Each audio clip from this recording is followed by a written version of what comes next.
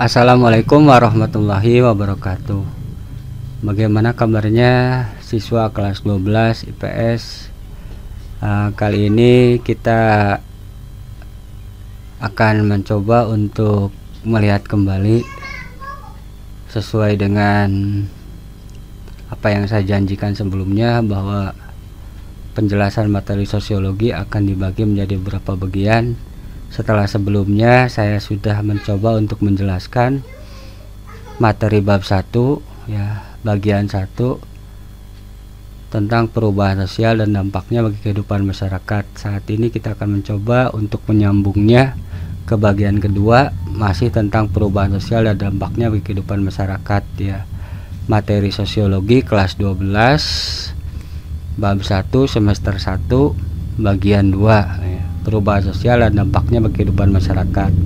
Setelah sebelumnya pada bagian ke-1 kalian sudah dikenalkan tentang definisi perubahan sosial ya.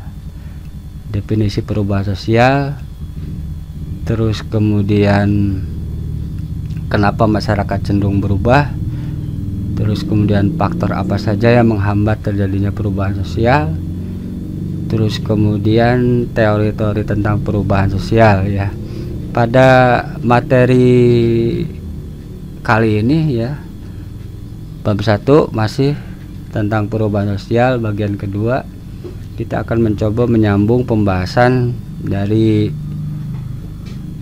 pemaparan video sebelumnya ya. Langsung saja biar tidak terlalu panjang dan tidak terlalu bertele-tele, kita masuki materi tentang perubahan sosial dan dampaknya terhadap kehidupan masyarakat bagian 2. Pada pemaparan materi kali ini, sesuai dengan sistematika yang sudah saya berikan minggu sebelumnya atau pada pertemuan pertama, pada bagian kedua ini kita akan mencoba membahas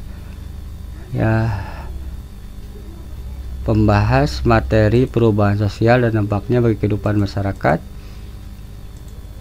bagian kedua ya. Bagian kedua ini kita akan mencoba memaparkan tentang bentuk-bentuk perubahan sosial di masyarakat, terus kemudian faktor yang menyebabkan atau faktor penyebab perubahan sosial di masyarakat, terus kemudian faktor pendorong perubahan sosial, faktor penghambat perubahan sosial ya. Jadi itu submateri yang akan coba kita bahas pada pertemuan kita kali ini atau pertemuan kita yang kedua ya.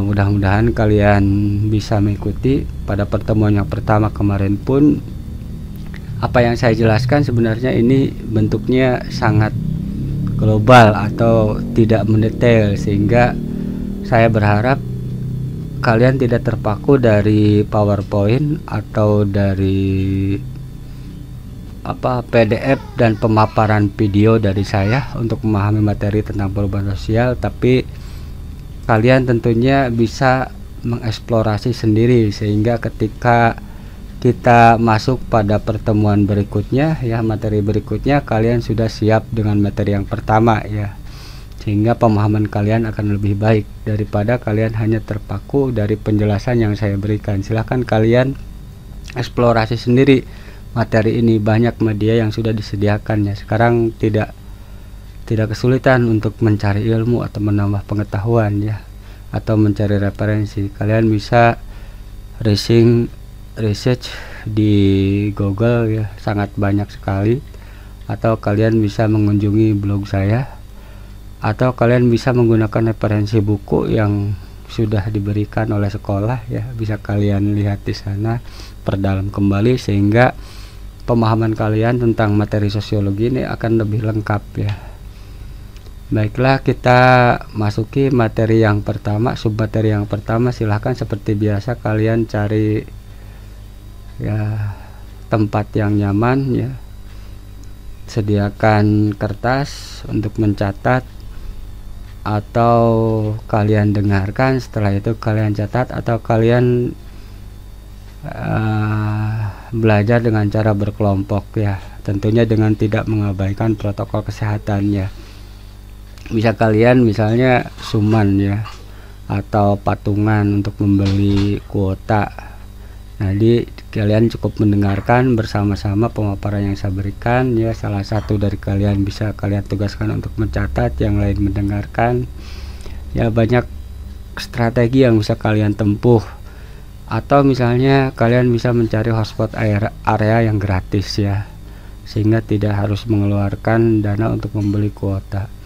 Silahkan kalian siasati bagaimana caranya supaya pembelajaran kita bisa berjalan dengan lancar. Baiklah, kita memasuki materi yang pertama.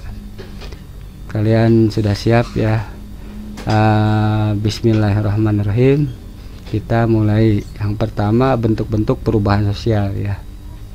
Materi yang pertama atau sub materi yang pertama dari perubahan sosial dari pertemuan kedua ini adalah tentang bentuk-bentuk perubahan sosial. Bentuk-bentuk perubahan sosial ya, bentuknya apa saja perubahan sosial itu, atau ya bentuknya seperti apa perubahan sosial di masyarakat itu. Yang pertama, bentuk perubahan sosial yang sifatnya lambat ya. Perubahan yang lambat, bentuk perubahan sosial yang lambat atau evolusi. Nah, kebalikan dari evolusi itu revolusi ya, cepat ya. Ini perubahan yang lambat, saking lambatnya bisa berlangsung puluhan tahun ya. Ini namanya perubahan yang bersifat lambat atau evolusi. Bisa kalian lihat dari gambar ya. Kita barangkali kalau di SMP cukup, atau di pelajaran biologi di SMA kalian mengenal teori Darwin ya.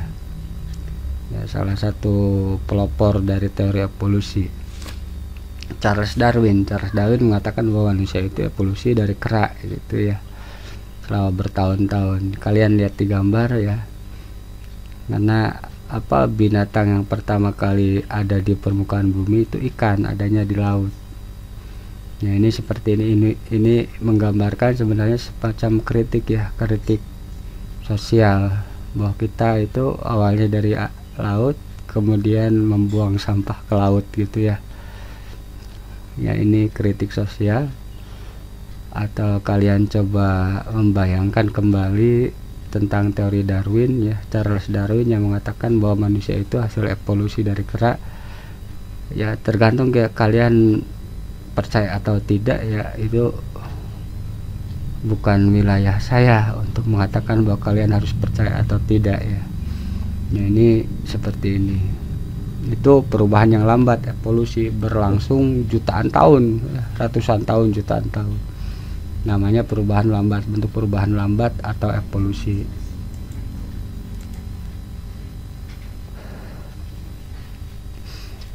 Evolusi adalah perubahan sosial yang berlangsung secara lambat, memerlukan waktu yang lama.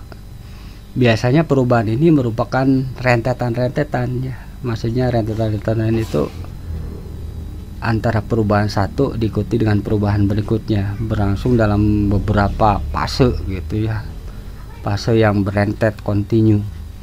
Itu rentetan-rentetan perubahan kecil yang saling mengikuti ya, dengan lambat. Pada evolusi, perubahan terjadi dengan sendirinya tanpa rencana atau kehendak tertentu. Jadi perubahan itu tidak direncanakan atau tidak dikehendaki, tapi terjadi dengan sendirinya. Ya, terjadi dengan sendirinya. Terdapat beberapa teori tentang evolusi, diantaranya Unilinear Theory of Evolution ya, Universal Theory of Evolution, dan Multilinear Theories of Evolution. Jadi ada 3 teori evolusi ya, atau teori tentang perubahan sosial secara lambat ini. Yang pertama, Unilinear Theories of Evolution. Unilinear Theories of Evolution ini beranggapan bahwa evolusi ya, manusia dan masyarakat, termasuk kebudayaannya, manusia dan masyarakat serta kebudayaannya akan mengalami perkembangan sesuai dengan tahapan-tahapan tertentu. Jadi Unilinear Theory of Evolution ini menganggap bahwa manusia ya dan masyarakat berkembang terus, dan kebudayaannya akan mengalami perkembangan sesuai dengan melalui tahapan-tahapan tertentu yang pasti gitu ya. ya, misalnya dari mulai masyarakat primitif, kemudian masyarakat tradisional. Jadi melalui tahap-tahapan yang pasti, manusia, masyarakat, dan kebudayaannya akan berkembang secara lambat secara evolusi melalui tahapan-tahapan tertentu yang harus dilalui, ya, tidak boleh tidak, itu yang pasti. Menurut Unilinear Theory of Evolution menganggap bahwa manusia dan masyarakat termasuk kebudayaannya akan mengalami perkembangan sesuai dengan tahapan-tahapan tertentu, dari bentuk-bentuk yang sederhana ke bentuk yang kompleks, dan akhirnya sampai ke tahap yang sempurna. Tahap-tahapan itu jelas pasti seperti itu, sederhana, kompleks, kemudian sempurna. Tidak bisa misalnya dari sederhana langsung sempurna gitu, ngeloncat. Itu asumsi teori Unilinear Theory of Evolution, ya. Pelopor dari teori ini diantaranya Auguste Comte, ya, Agus Com, bapak sosiologi. Agus Com membagi perkembangan masyarakat menjadi tiga, tiga tahap. Kalian tentunya masih ingat materi kelas 10, ya. Tiga tahap perkembangan masyarakat menurut Agus Com, gitu ya. Yang terakhir tahapnya tahap positifis, gitu ya. Kemudian pelopornya yang kedua Herbert Spencer. Sama, Herbert Spencer menganggap bahwa perkembangan atau perubahan evolusioner ini harus melalui tahap-tahapan tertentu yang pasti. Kemudian Vilfredo Pareto, ya, salah satu sosiolog dari Italia, dan Petrim Asorokin.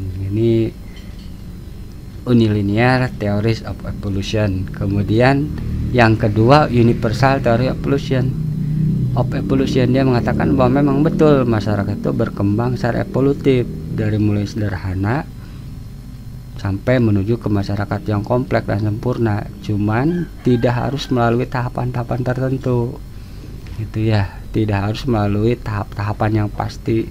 Itu bisa jadi bentuknya siklis, satu tahap diulangi berkali-kali, kata teori Universal ke teori evolusi, Universal Theories of Evolution, gitu ya. Pelopor dari teori ini diantaranya, ya, pelopor dari teori ini Universal Theory of Evolution ini diantaranya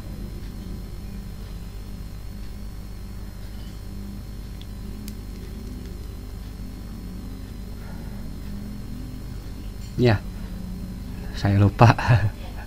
Ya, jadi Universal Theory of Evolution ini menganggap bahwa, ya, nanti kalian coba cari lagi, nanti saya PR saya ya untuk mencari siapa ya pencetus atau penganut Universal Theory of Evolution ini. Sama dengan teori unilinear. Kalau teori unilinear ini, teori of evolution ini, bahwa perubahan sosial, perubahan masyarakat itu harus berjalan melalui tahap-tahap tertentu yang pasti. Kalau universal ini tidak perlu melalui tahap-tahapan tertentu. Yang jelas masyarakat berkembang dari yang sederhana, masyarakat yang sederhana, sampai ke masyarakat yang sempurna atau kompleks. Itu seperti itu. Satu tahap bisa dilewati berkali-kali gitu ya.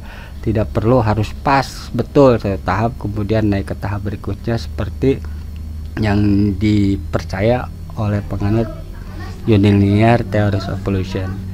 Yang terakhir Multilinear Theories of Evolution, ya, asumsi teori evolusi yang ketiga ini dia tidak mempermasalahkan apakah itu universal atau unilinear. Ya, multilinear ini dia hanya mencoba untuk menyelidiki satu tahap, ya, tahap-tahap tertentu dari evolusi, ya. Misalnya perubahan, bagaimana dampak, ya, dampak terhadap kehidupan keluarga atau kekeluargaan dalam satu tahap, misalnya tahap masyarakat yang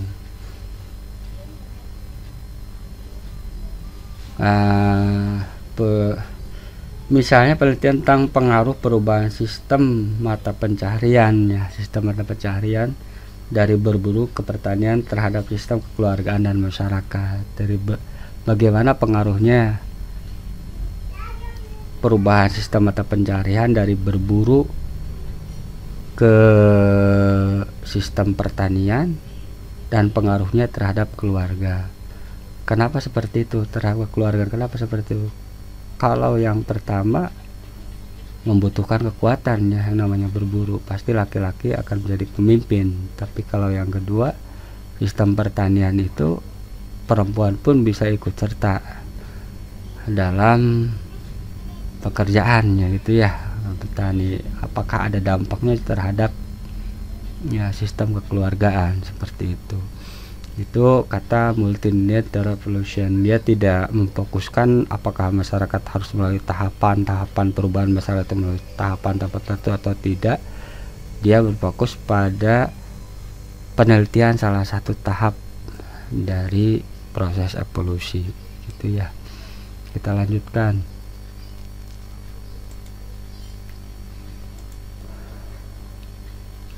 Tadi perubahan lambat, sekarang perubahan cepat atau revolusi ya.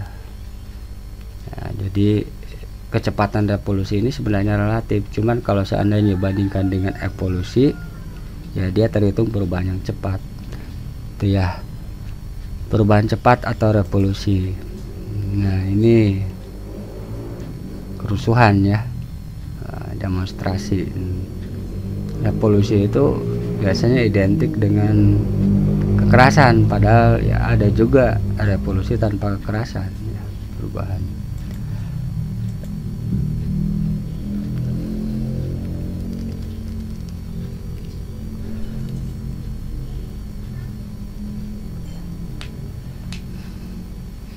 Perubahan sosial, apa itu perubahan cepat atau revolusi? Adalah perubahan sosial dan kebudayaan berlangsung secara cepat dan menyangkut dasar-dasar atau sendi-sendi kehidupan masyarakat. Perubahan itu ini berlangsung secara cepat dan yang paling penting menyangkut dasar-dasar atau sendi-sendi kehidupan masyarakat. Contohnya revolusi kemerdekaan barangkali. Itu merubah sendi-sendi kehidupan masyarakat, dari masyarakat yang terjajah ya, dijajah, ke masyarakat yang merdeka. Itu tentunya berubah drastis gitu ya, sendi-sendi kehidupan masyarakat. Secara sosiologis, persyaratan-persyaratan berikut ini harus dipenuhi agar suatu revolusi dapat tercapai. Bagaimana sebuah revolusi bisa tercapai ya? Itu perubahan yang membalikkan keadaan ya, 180 derajat. Dari masyarakat yang terjajah, bangsa yang terjajah menjadi bangsa yang merdeka. Itu kan membalikkan 180 derajat gitu ya. Sendi-sendi kehidupan masyarakat mengalami perubahan.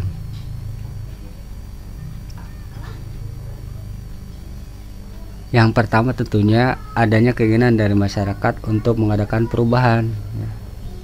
Tentu ini tidak hanya sebagian masyarakat tapi keseluruhan masyarakat ya. Kenapa selalu bilang bahwa tidak mungkin sekarang itu revolusi ya? Karena ya ada yang pro dan ada yang kontra. Syarat revolusi yang pertama, revolusi dapat tercapai adanya keinginan dari masyarakat untuk mengadakan perubahan.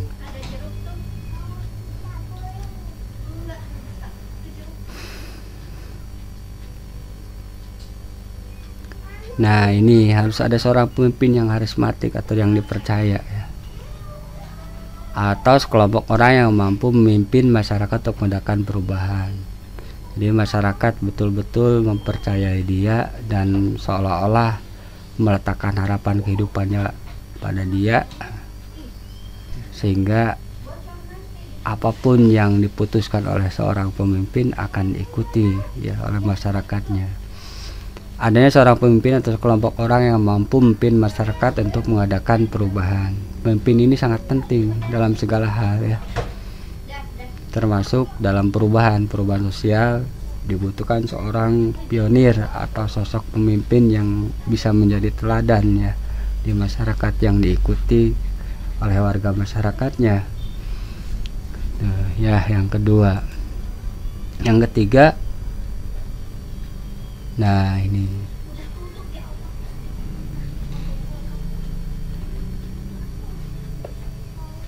ada pemimpin yang dapat menampung keinginan atau aspirasi rakyat dan merumuskan aspirasi tersebut menjadi suatu program kerja. Ya, ini dua faktor pemimpin lagi kalau kita ingin merubah gitu ya. Jadi pemimpin itu sangat penting sekali peranannya dalam kehidupan masyarakat, karena dia yang akan diikuti oleh masyarakatnya. Berikutnya, nah ini ada tujuan konkret, tujuannya jelas. Ya, kita dipimpin oleh pemimpin yang tujuannya nggak jelas, ya mau gimana gitu kan, ke kitanya juga nggak bisa ngapa-ngapain. Tujuannya sifat konkret, nggak abstrak ya, konkret, ada tujuan konkret, bukan bayang-bayang, bukan mimpi, tapi bisa dicapai tujuan tersebut, nyata. Itu maksud konkret itu. Jadi bukan ilusi yang diberikan oleh seorang pemimpin ketika mau revolusi ya, melakukan perubahan. Tujuan yang dirumuskan itu harus jelas, bukan hanya sekedar bayang-bayang, bukan sekedar ilusi ya, mimpi, tapi memang bisa diraih ya, masuk akal kalau seandainya dicapai, tujuan konkret yang dapat dicapai.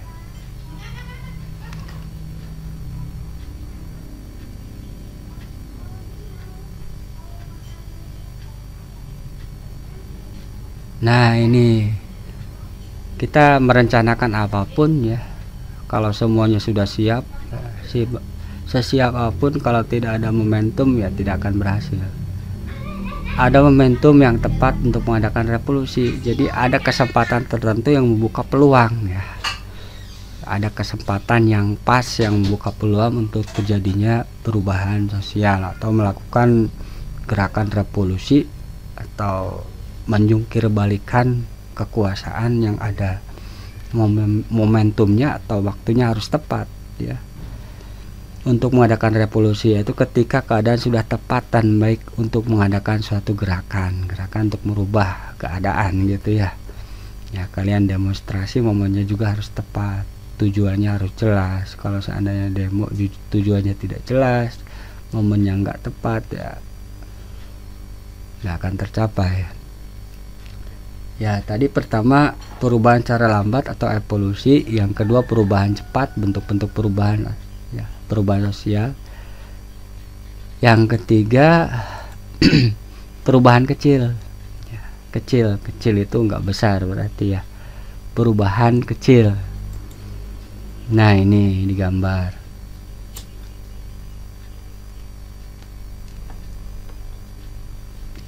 Dari ketiga gambar ini barangkali kalian bisa mendapatkan sedikit gambarannya. Yang atas ini perubahan kecil, gaya rambut. Kenapa disebut perubahan kecil? Karena tidak berdampak serius terhadap masyarakat ya. Biasanya gaya rambut itu hanya diikuti oleh sebagian kecil masyarakat saja, tidak semua. Itu namanya perubahan kecil, yaitu perubahan yang hanya diikuti oleh sebagian kecil masyarakat saja, tidak keseluruhan gitu ya. Contohnya gaya rambut yang paling kanan ya, yang ada jalan kutunya itu ya, itu ya anak muda yang ikutin. Kalau guru, orang tua nggak mungkin seperti itu namanya perubahan kecil gitu ya. Nah,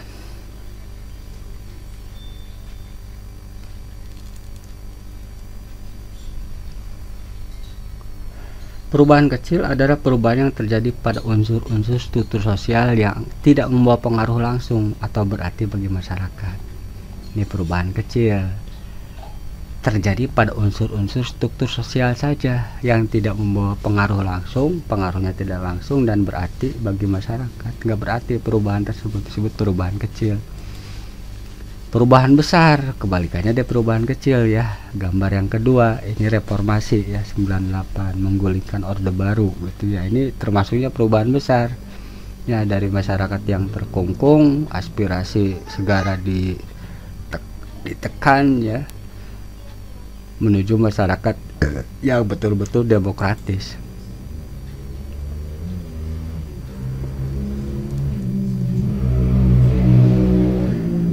Perubahan besar adalah perubahan yang berpengaruh terhadap masyarakat dan lembaga-lembaganya seperti sistem kerja, hak milik tanah, hubungan kekeluargaan, dan stratifikasi masyarakat ya. Perubahan besar ini jenis perubahan sosial yang dampaknya berpengaruh terhadap struktur sosial ya, terhadap lembaga-lembaga, terhadap masyarakat dan lembaga-lembaganya. Sistem kerjanya berubah ya. Sistem kerja berubah, hak milik tanah, hubungan kekeluargaannya berubah, kelas-kelas sosialnya berubah dalam masyarakat dengan adanya perubahan besar ini. Contohnya ya barangkali salah satunya reformasi ini ya, terus kemudian revolusi ya, perubahan besar. Kemudian yang ketiga, perubahan yang dikehendaki atau direncanakan. Ini gambar yang ketiga ya, melibatkan social planning atau perencanaan atau social engineering ya, rekayasa sosial. Tentunya perubahan yang dikehendaki dan direncanakan ini tujuannya agar kehidupan jadi lebih baik ya.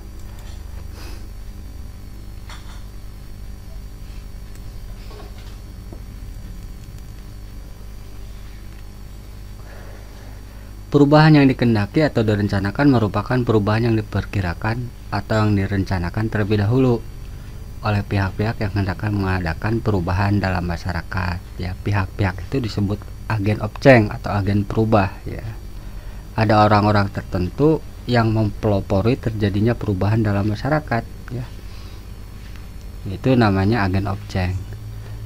Cara-cara untuk mempengaruhi masyarakat dengan sistem yang teratur dan direncanakan terlebih dahulu dinamakan rekayasa sosial.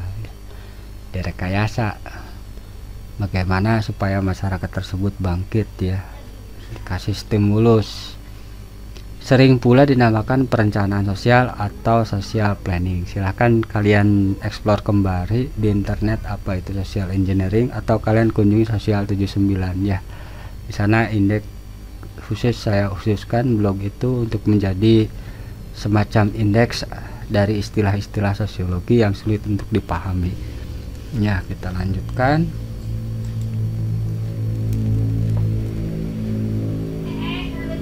Lihat ya, gambar pertama, gambar kedua, dan gambar ketiga.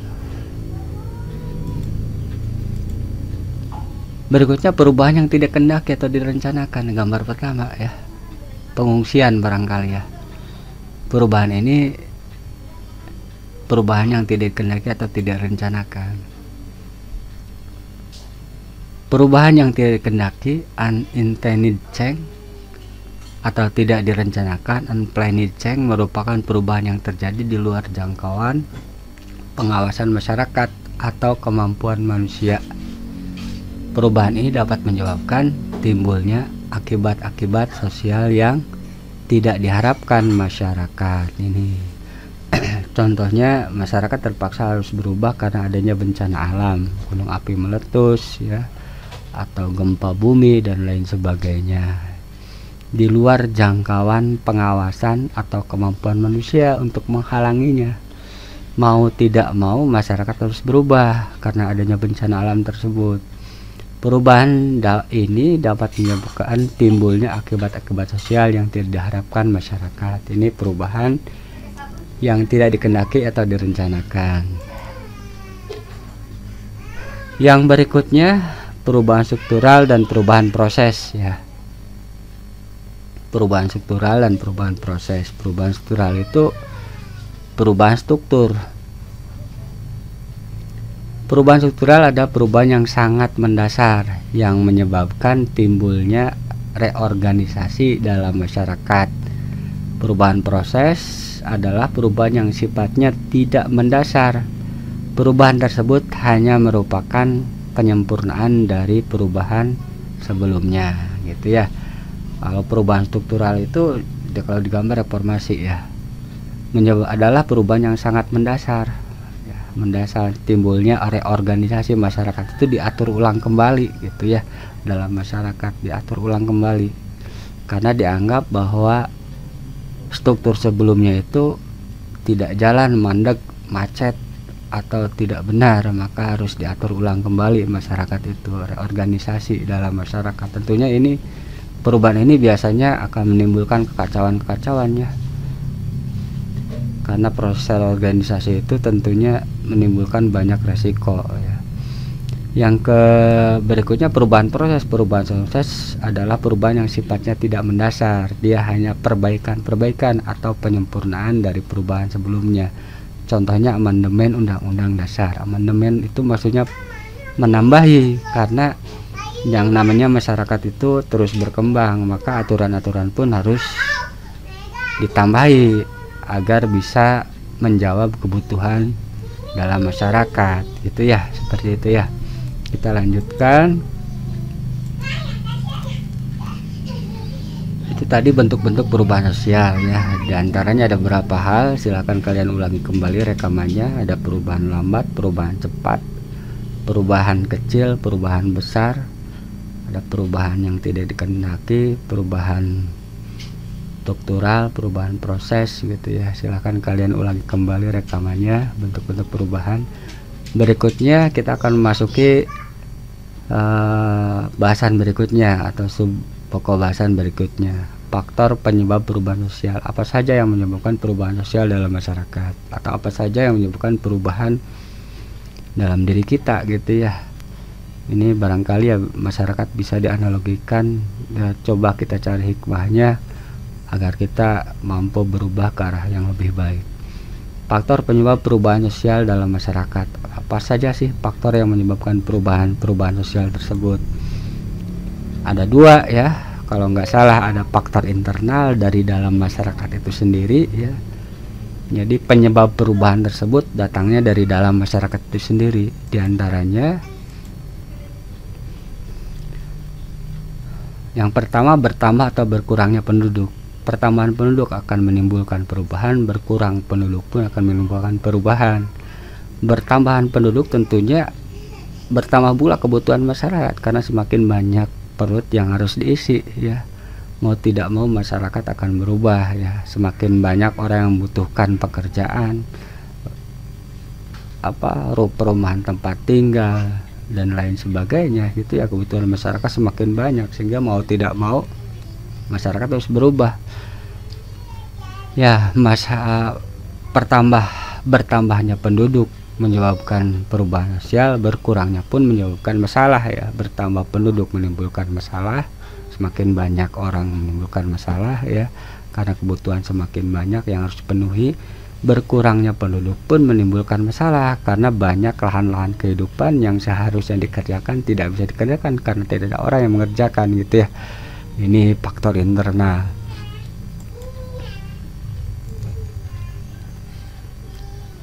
Masih faktor internal yang kedua, penemuan-penemuan baru ya. Banyak teknologi yang ditemukan dalam masyarakat itu turut serta menyebabkan perubahan masyarakat. Contohnya di gambar tadi ya, traktor, teknologi traktor ya. Penemuan baru dalam masyarakat tentunya menyebabkan perubahan. Pertanian semakin efektif dan efisien ya, semakin cepat dalam menanam, dan hasilnya juga semakin baik daripada dikerjakan secara manual. Dulu yang namanya bertani itu tidak menggunakan traktor, tapi menggunakan tenaga kerbau ya. Dan ini banyak sekali problem dari sini ya. Teknologi itu salah satu sisi memang menimbulkan kemudahan bagi kehidupan masyarakat, tapi di sisi lain menyebabkan pengangguran. Tentunya yang dulunya bekerja di ladang ya, di sawah, tidak mempunyai barang produksi, tidak mempunyai lahan, bisa bekerja ya dengan mengandalkan kerbau atau ikut kuli nyangkul gitu ya. Tapi setelah ditemukan traktor, tentunya mereka akan kehilangan pekerjaan ya. Ini masalah lagi gitu kan, seperti itu. Jadi penemuan teknologi dalam masyarakat satu sisi berdampak positif, tapi di sisi lain juga tentunya ada dampak negatifnya gitu ya. Menyebabkan yang kedua, faktor internal itu penemuan baru menyebabkan perubahan dalam masyarakat. Yang ketiga, pertentangan dalam masyarakat atau konflik sosial menyebabkan perubahan ya. Karena masyarakat berkonflik ya, sehingga tentunya ada banyak hal yang harus dibenahi dalam masyarakat, dan itu menyebabkan perubahan sosial.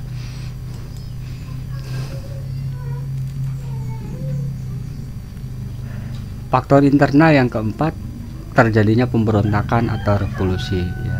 Ini faktor penyebab perubahan sosial ya, yang menyebabkan perubahan sosial dalam masyarakat. Ada faktor internal di dalam masyarakat itu sendiri, diantaranya bertambah atau berkurangnya penduduk, penemuan-penemuan baru, pertentangan masyarakat, pertentangan dalam masyarakat atau konflik sosial. Yang keempat, terjadinya pemberontakan atau revolusi.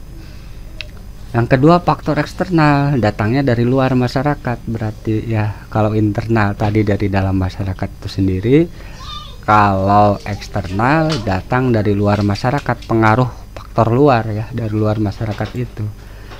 Di antaranya lingkungan fisik yang ada di sekitar manusia ya. Nah, ini yang pertama, faktor dari luar masyarakat yang turut serta menyumbang perubahan dalam masyarakat, diantaranya adalah lingkungan fisik yang ada di sekitar manusia yang berubah. Misalnya terjadi bencana alam, mau tidak mau kan datangnya dari luar bencana, bukan dari dalam masyarakat tapi dari alam. Lingkungan fisik yang ada di sekitar manusia, kemudian peperangan, misalnya kita diserang oleh negara tetangga, misalnya, otomatis ya masyarakat akan berubah. Yang ketiga, karena pengaruh kebudayaan masyarakat lain ya, pengaruh kebudayaan masyarakat luar masuk ke kita, otomatis akan menyebabkan ya banyak konsekuensi ya. Apakah akulturasi, apakah asimilasi, ataukah kita terima dalam bentuk westernisasi, kita ikut mereka, atau kita tolak, dan banyak lagi, sehingga menyebabkan perubahan dalam masyarakat ya. Contohnya demam Korea misalnya ya, pengaruh kebudayaan masyarakat lain. Ini faktor penyebab perubahan sosial, ada yang dari dalam dan dari luar masyarakat. Silahkan kalian ulangi kembali pemaparannya gitu ya. Berikutnya, faktor pendorong ya perubahan sosial. Yang tadi faktor penyebab ya, yang menyebabkan perubahan sosial. Yang berikutnya faktor yang mendorong terjadinya perubahan sosial. Nah, ini ya.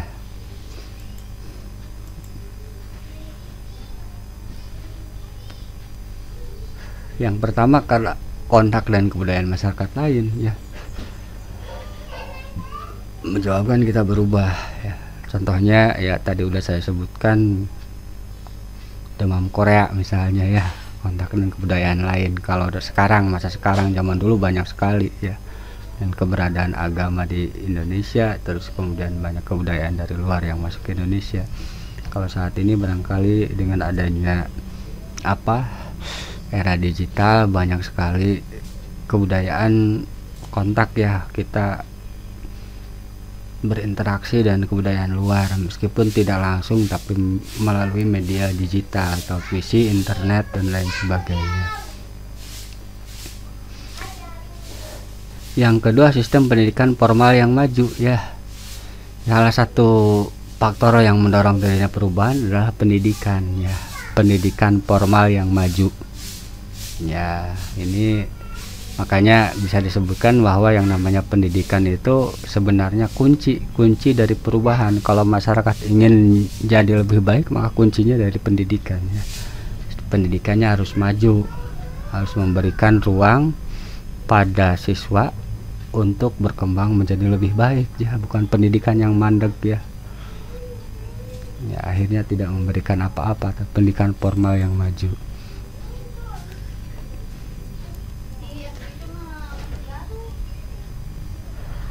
Yang ketiga, sikap menghargai hasil karya orang lain ya. Ini penghargaan terhadap orang, supaya orang tersebut semangat dan terus berkarya, dan keinginan untuk maju, pengen maju ya, ingin menghargai hasil karya seseorang dan keinginan untuk maju merupakan faktor pendorong terjadinya perubahan. Jadi kita harus menghargai ya karya orang sebagaimanapun keadaannya ya, karena itu wujud dari, kalau lebih ininya, hak asasi ya, orang ingin dihargai.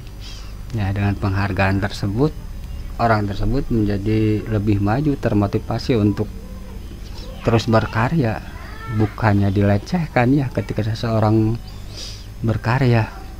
Kalau itu yang terjadi ya nggak akan ada orang yang mau muncul melakukan inovasi gitu ya, seperti itu. Sikap menghargai hasil karya seorang dan keinginan untuk maju. Berikutnya toleransi, jelas ya. Sikap toleransi ini bisa menjawabkan atau menjadi faktor pendorong perubahan sosial.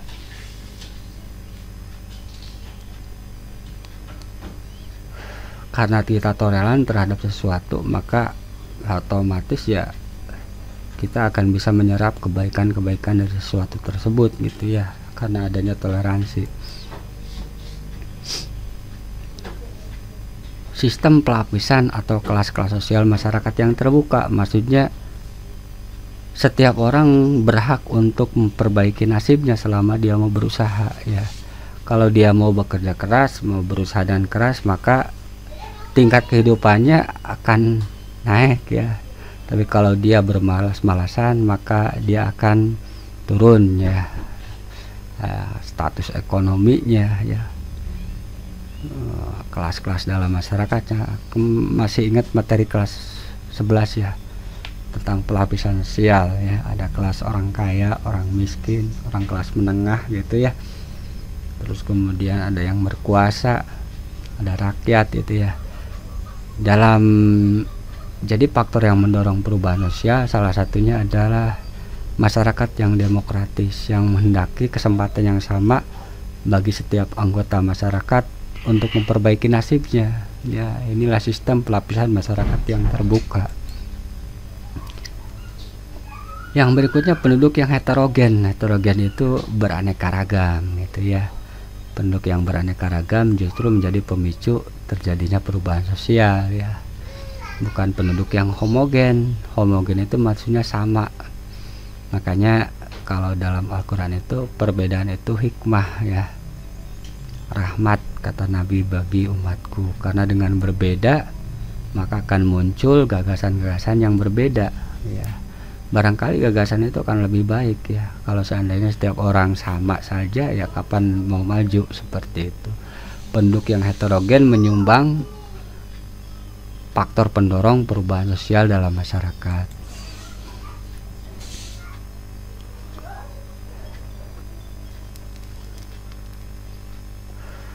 Yang berikutnya rasa tidak puas ya. Selain kodrat manusia itu selalu tidak puas, dan memang harus seperti itu supaya kita mau terdorong untuk jadi lebih baik. Rasa tidak puas masyarakat terhadap bidang-bidang kehidupan tertentu, nggak puas. Apa yang puas dengan jalan yang rusak? Tentunya kalian tidak puas dan ingin melakukan perbaikan gitu ya. Jangan merasa puas dengan kondisi sekarang. Teruslah berusaha untuk meningkatkan ya status kehidupan kita.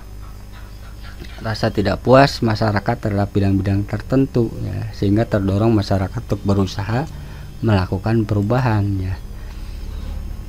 Nah, orientasi ke masa depan. Jadi salah satu hal yang mendorong perubahan sosial adalah sikap kita yang lebih berorientasi ke masa depan nanti gitu ya, sehingga kita mau berusaha sekarang.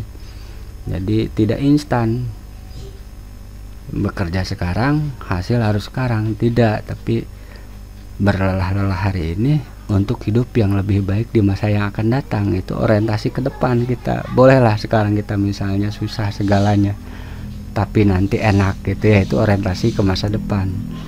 Masyarakat yang memiliki orientasi hidup lebih ke masa depan, bukan ke belakang, bukan masa sekarang, tapi nanti ya, seperti itu. Ini faktor pendorong perubahan sosial. Terus kemudian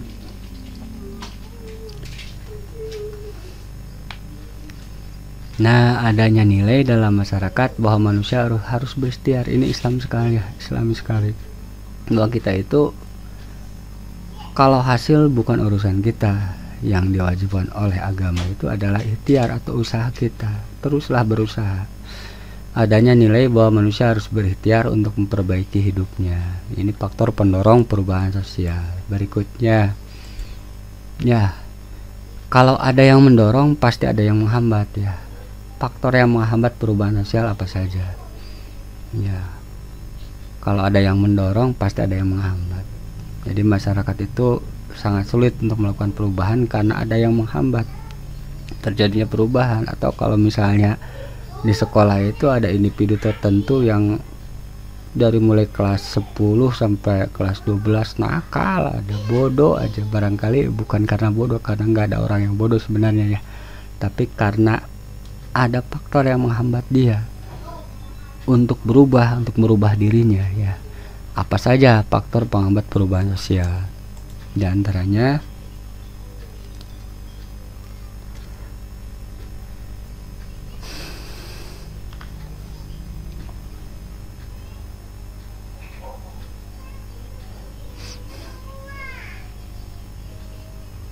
yang pertama kurangnya hubungan ya, kuper gitu ya. Kuper, menjauhkan sifat kuper ya.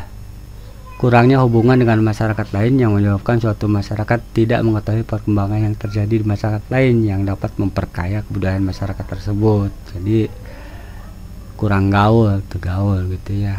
Barangkali kenapa masyarakat tersebut kurang berhubungan dengan masyarakat yang lain, bisa jadi karena tempat yang jauh, terisolasi ya, kendala sarana transportasi dan lain sebagainya. Atau bisa jadi karena ada faktor tertentu, misalnya kepercayaan dalam masyarakat yang eksklusif, tidak mau berhubungan dengan masyarakat luar ya, seperti itu ya. Kemudian yang kedua, faktor penghambat perubahan sosial yang lain, diantaranya perkembangan ilmu pengetahuan yang terlambat. Datangnya ilmu pengetahuan terhadap masyarakat tersebut terlambat ya. Hal tersebut terjadi karena kehidupan masyarakat yang tertutup ya.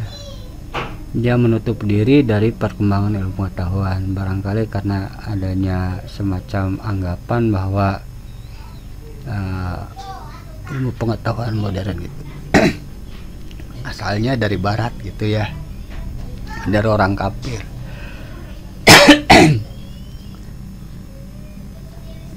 Sehingga tanpa disadari tersebut menyebabkan datangnya ilmu pengetahuan ke dalam masyarakat tersebut menjadi terlambat ya. Dengan adanya keterlambatan tersebut ya, masyarakat susah untuk berubah ya. Karena untuk melakukan perubahan tentunya harus ada perangkatnya ya. Ke arah yang lebih baik itu harus ada perangkatnya. Salah satu perangkat yang pas dan pasti adalah ilmu pengetahuan. Seperti itu ya. Kita lanjutkan.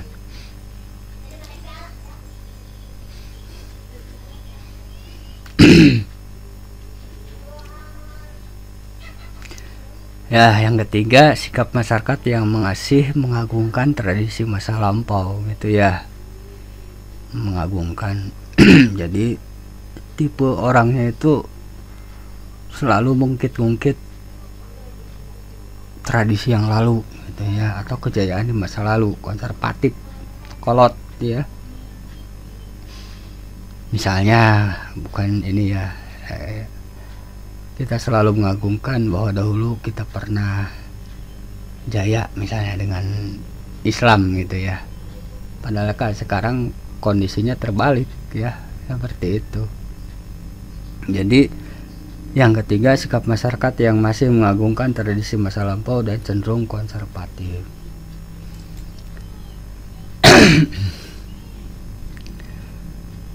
Yang keempat, adanya kepentingan yang sudah tertanam kuat atau vested interest gitu ya. Ada pihak-pihak tertentu di dalam masyarakat ya, orang-orang tertentu yang tidak menginginkan terjadinya perubahan gitu ya. Kenapa seperti itu ya? Barangkali kalau seandainya berubah, kekuasaan dia akan berkurang gitu ya. Ada ya. Ini vested interest ini akan selalu ada dalam setiap masyarakat atau dalam setiap struktur sosial. Ya, ada orang-orang tertentu yang berusaha sekuat tenaga untuk menghalangi perubahan, karena kalau seandainya berubah, dia akan kehilangan kekuasaannya atau tidak dianggap lagi oleh masyarakat gitu ya. Itu namanya vested interest, adanya kepentingan yang sudah tertanam kuat ya. Ya seperti itu. Kemudian ini bukan rasa takut, rasa takut akan terjadinya kegoyahan pada integrasi kebudayaan. Jadi masyarakat tersebut takut kalau seandainya berubah, keharmonisan dalam kebudayaannya atau dalam masyarakatnya akan terganggu gitu ya. Itu faktor penghambat perubahan sosial.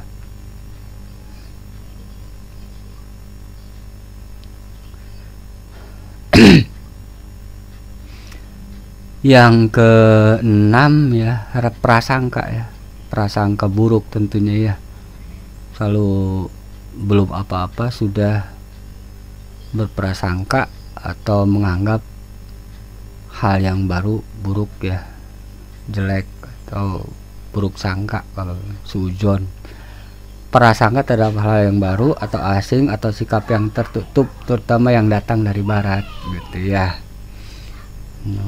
Buruk sangka terhadap hal yang baru atau asing atau sikap yang tertutup, terutama yang datang dari barat.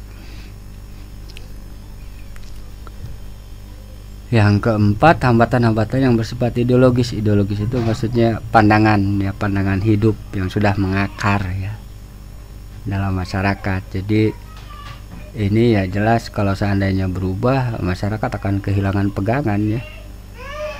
Hambatan-hambatan yang bersifat ideologis ini tidak, ideologi yang berkembang di sini tidak mendukung terjadinya perubahan gitu ya. Hambatan-hambatan yang bersifat ideologis.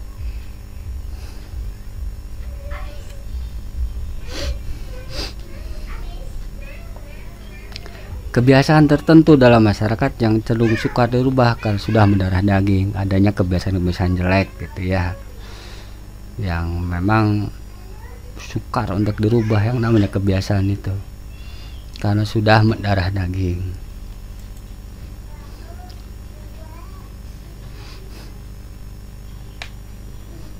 Nah ini yang terakhir, nilai bahwa hidup pada hakikatnya buruk dan tidak mungkin diperbaiki.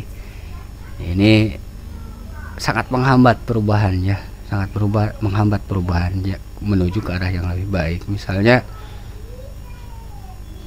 kalau dalam doktrin agama selalu bilang bahwa dunia itu bagi orang yang bertakwa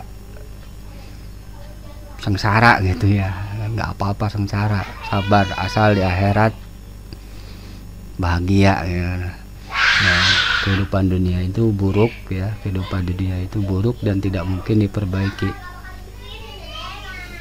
ya. Ini faktor yang menghambat terjadinya perubahan sosial, yaitu materi pertemuan kedua ya. Banyak sekali halangan ya, terutama dari anak-anak saya yang tidak mau diam ya. Mudah-mudahan pada pertemuan ketiga, di samping itu tadi saya agak sedikit batuk ya, jadi tidak bisa konsentrasi segalanya ya. Mudah-mudahan pertemuan berikutnya kita jadi lebih baik ya, pemaparan saya jadi lebih enak ya. Untuk kesempatan kali ini pada pertemuan yang kedua ini saya cukupkan sekian ya. Kita bertemu lagi untuk kelanjutannya, masih materi tentang perubahan sosial bagian ketiga ya. Bila taufiq wal hidayah. Assalamualaikum warahmatullahi wabarakatuh.